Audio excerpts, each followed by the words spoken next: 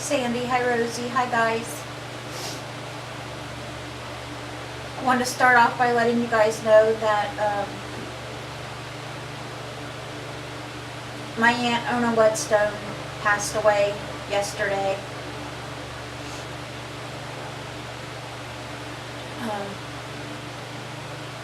She passed away last night. I found out after I had already made the video.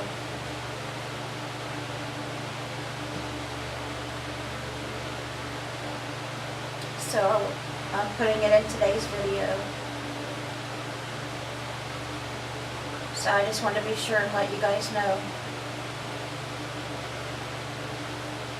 She was 84.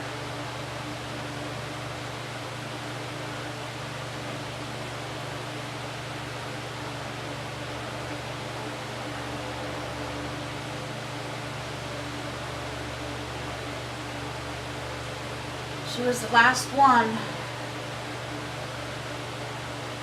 left alive on my papa's side of the family. She was the last one. Now they're all gone.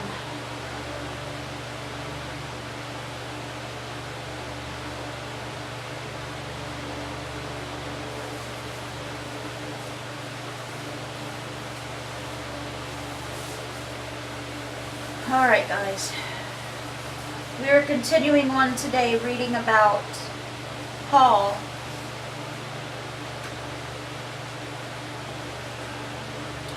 If you'd like to follow along, we'll be reading in the New International Version, Acts chapter 23, verses 11 through 35. The following night, the Lord stood near Paul and said, "Take courage. As you have testified about me in Jerusalem, so you must also testify in Rome." The next morning, some Jews formed a conspiracy and bound themselves with an oath not to eat or drink until they had killed Paul. More than 40 men were involved in this plot. They went to the chief priests and the elders and said, "We have taken a solemn oath not to eat anything until we have killed Paul. Now then, you and the Sanhedrin petition the commander to bring him before you on the pretext of wanting more accurate information about his case. We are ready to kill him before he gets here." But when the son of Paul's sister heard of this plot, he went into the barracks and told Paul. Then Paul called one of the centurions and said, "Take this young man to the commander. He has something to tell him." So he took him to the commander. The centurion said, "Paul, the prisoner, sent for me and asked me to bring this young man to you because he has something to tell you." The commander took the young man by the hand, drew him aside, and asked, "What is it you want to tell me?" He said, "Some Jews have agreed to ask you to bring Paul before the Sanhedrin tomorrow on the pretext of wanting more accurate information about him. Don't give in to them because more than 40 of them are waiting in ambush for him. They have taken an oath not to eat or drink until they have killed him. They are ready now, waiting for your consent to their request." The commander dismissed the young man with this warning, "Don't tell anyone that you have reported this to me." Then he called 2 of the centurions and ordered them, "Get ready a detachment of 200 soldiers, 70 horsemen, and 200 spearmen, and go to Syria at 9 tonight. Provide horsemen for Paul, so that he may be taken safely to Governor Felix." He wrote a letter as follows: "Claudius Lysias, to His Excellency Governor Felix, greetings. This man was seized by the Jews, and they were about to kill him. But I came with my troops and rescued him, for I had learned that he is a Roman citizen. I wanted to know why they are accusing him, so I brought him to the Sanhedrin. I found that the accusation had to do with questions about their law. that there was no charge against him that deserved death or imprisonment. When I was informed of a plot to be carried out against the man, I sent him to you at once. I also ordered his accusers to present to you their case against him. So the soldiers, carrying out their orders, took Paul with them during the night and brought him as far as Antipatris. The next day they let the cavalry go on with him, while they returned to the barracks. When the cavalry arrived in Caesarea, they delivered the letter to the governor and handed Paul over to him. The governor read the letter and asked what province he was from. Learning that he was from Sicilia, he said, "I will hear your case when your accusers get here." Then he ordered that Paul be kept under guard in Herod's palace. And that's where we're stopping with Acts today. And our psalm today is Psalm 3, a psalm of David when he fled from his son Absalom. Lord, how many are my foes? How many rise up against me? Many are saying of me, God will not deliver him. But you, Lord, are a shield around me, my glory, the one who lifts my head high. I call out to the Lord, and he answers me from his holy mountain. I lie down and sleep. I wake again because the Lord sustains me. I will not fear, though tens of thousands assail me on every side. Arise, Lord, deliver me, my God. Strike all my enemies on the jaw.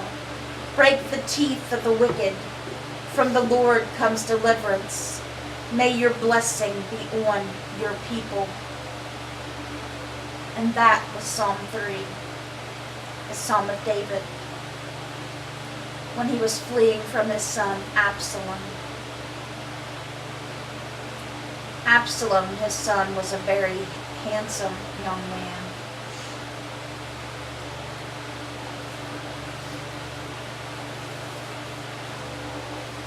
And our Proverbs today is Proverbs chapter 18, verses 14 and 15.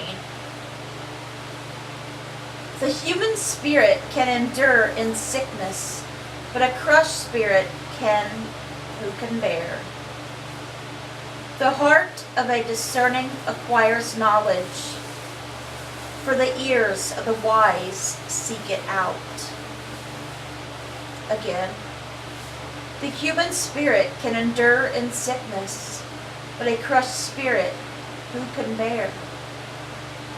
The heart of the discerning acquires knowledge, for the ears of the wise seek it out. Alright guys, that was our Bible reading. I hope it touched your guys' hearts.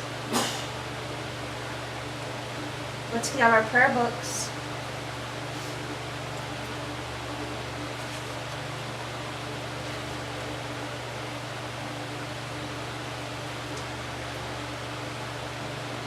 I've already updated you guys that Aunt Oni passed away.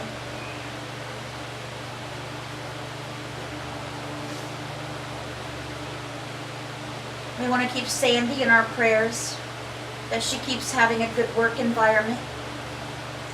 We want to keep praying for Eric, that he gets the kidney he needs. We want to keep praying for Macy, that her brain tumor goes away. We want to keep praying for Kenny, that he gets the kidney that he needs.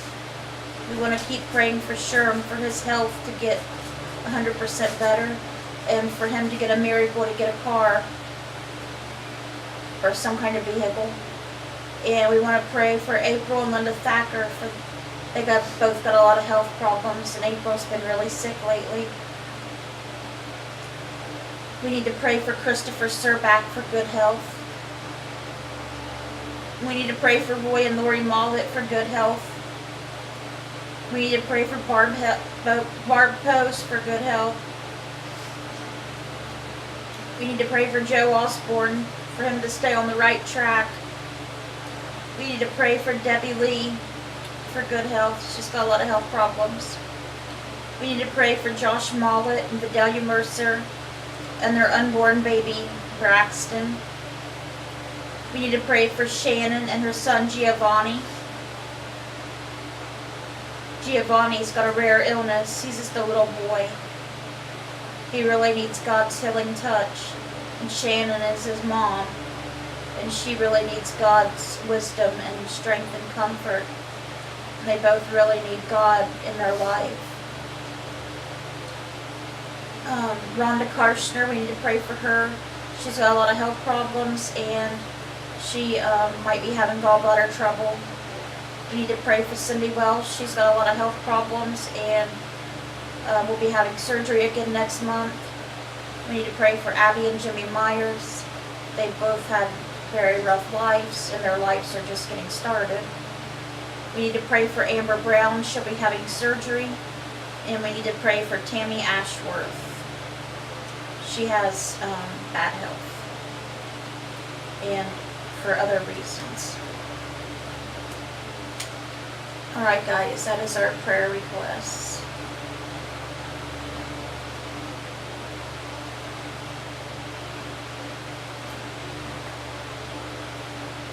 Sure wanted to know what I wanted for my birthday. And I told him the only thing I wanted for my birthday was a pair of dollar flip-flops from the dollar store. And he got me a pair. And I love them. Look at them. They're like tie-dye. I couldn't have picked out a more perfect pair. I absolutely love them. These would have been the exact pair that I would have picked out. And they were $1. The dollar store. Like tie-dye. I love these. Aren't these pretty? I love them. So, yay. I couldn't wear them to town today, though, because it was raining. So I didn't get to wear my new flip-flops. So it's hard to tell when I'll get to wear them. Maybe I'll get to wear them to my MRI appointment. So that'll be the 19th. So we'll see. But let's end in a prayer and then we'll be done. Brother Jesus and Father, please watch over everybody on our prayer list. Please watch over Aunt Ona's family and be with them. And please be with Aunt Ona's soul and have welcomed her to heaven safely. And let her be in heaven and with her loved ones in heaven. I know if she is, she's totally happy. Please be with everyone watching this video, Father, or listening to this video. Please bless Cindy for taking us to town today.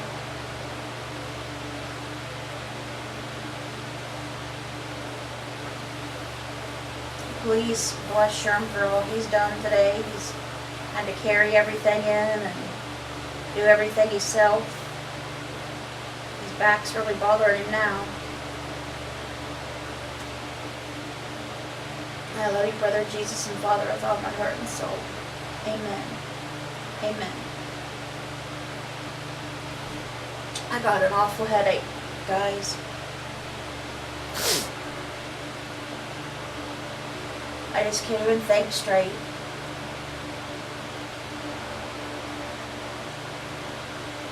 I hope you guys have a great rest of your night.